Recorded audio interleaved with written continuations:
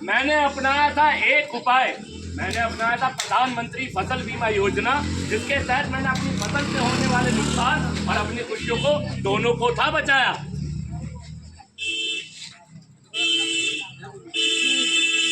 आपने क्या उपाय अपनाया फसल नुकसान से अपनी खुशियों में कैसे बचाया?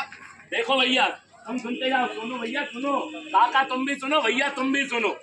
बाढ़ हो, आंधी हो, चाहे हो तूफान, अब आपको घबराने की जरूरत नहीं है, क्योंकि बीमा अगर आप करवाते हैं तो आपका कोई भी जो अगर नुकसान होता है तो बीमा कंपनी उस नुकसान का पूरा मुआवजा देती है।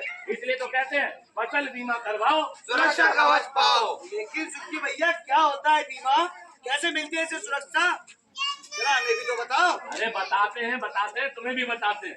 देखो भैया, किसान दो तरीके के होते हैं, एक किसान और दूसरे होते हैं बीमित किसान। तो जो बीमित किसान होते हैं, अगर इनके खेत में कभी भी कोई प्राकृतिक आपदा आती है, जैसे बाढ़ आ गई, सूखा पड़ गया, बारिश हो गई, कोई भी आपदा, तो उसमें अगर उनकी खेत को कोई भी नुकसान होता है तो बीमित किसानों को उनकी फसल नुकसान का पूरा मुआवजा मिलता है। अच्छा जी। हाँ जी। लेकिन यहाँ पर तो एक समस्या है सुखी भैया। क्या समस्या बताओ? ज्यादा बड़े किसान तो है नहीं। हाँ जी। हम तो है छोटे किसान। अच्छा। तो करते हैं हम बटाई पे खेती। अच्छा। क्या हमें इस योजना का लाभ मिल सकता है? अरे कर दी ना फिर वही छोटी सी बात। अरे भैया देखो, छोटा किसान हो या हो बड़ा किसान या फिर आपकी तरह बटाई पर खेती करने वाला किसान, सभी को वही सुरक्षा, वही सुविधा और वही सम्मान। अच्छा जी। हाँ जी, इसलिए तो कहते हैं फसल बीमा कराओ, सुरक्षा कवच पाओ। लेकिन सुखी भैया, इतना बताया, एक बात और बताओ, ये फसल बीमा क्या है, थोड़ा हमें भी तो समझाओ। अरे धीरज रखो, धीरज रखो, ये भी बताता हूँ, लेकिन इससे पहले किसानों के सच्चे मित्र कृषि रक्षक से मिलवाता हूँ। तो जी हाँ, प्रणाम और नमस्कार। आप सभी के सामने आने का सौभाग्य मिला इस बार। प्रधानमंत्री फसल बीमा योजना है किसानों के लिए वरदान, मिलती है सुरक्षा, बनी रहती है मुस्कान।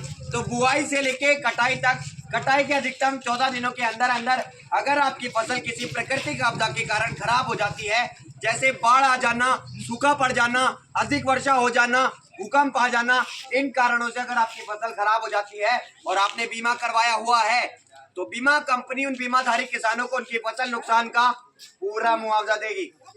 आप सभी लोग किसी भी मौसम में पंजीकरण करवा सकते हैं और फसल बीमा योजना का लाभ उठा सकते हैं। बात तो बताए, बीमा तो कराएंगे, हाँ। लेकिन बीमा कराने के लिए जाना कहाँ है, ये बात तो समझाएंगे। बिल्कुल बताते हैं भाई साहब। बीमा कराने के लिए आप अपनी बैंक की शाखा में जा सकते हैं, किसान ऋण समिति जा सकते हैं, या किसी भी जन सुविधा केंद्र में जाके आप आवेदन कर सकते हैं। यदि आप ऑनलाइन आवेदन करना चाहते हैं तो www.pmfby.gov.in पर आप ऑनलाइन आवेदन कर सकते हैं। और हाँ, एक बात और बता दूं, अब आपको ये दस्तावेज अपने घर, अपने द्वार पर ही है पाना। और हाँ, आपके ब्लॉक में कृषि पाठशाला चलाई जा रही है, जिसमें जाकर आप अपनी फसल को कैसे उपजाऊ और बेहतर बना सकते हैं, इस बारे में जान सकते हैं। तो जी हाँ, पूरे देश भर में कुल मिलाकर 62 करोड़ किसान ऐसे हैं जिन्होंने फसल बीमा योजना में आवेदन किया है, और उनमें से 19 करोड़ 63 लाख किसान ऐसे हैं जिनको उनकी फसल नुकसान का पूरा मुआवजा भी मिल चुका है। तो मेरा आपसे निवेदन है, अनुरोध है कि फसल बीमा कराएं, सुरक्षा कवच पाए, फसल बीमा कराएं, सुरक्षा कवच पाए। जी, बात और बता देते हैं, एक देशव्यापी हेल्पलाइन नंबर है 1444-7।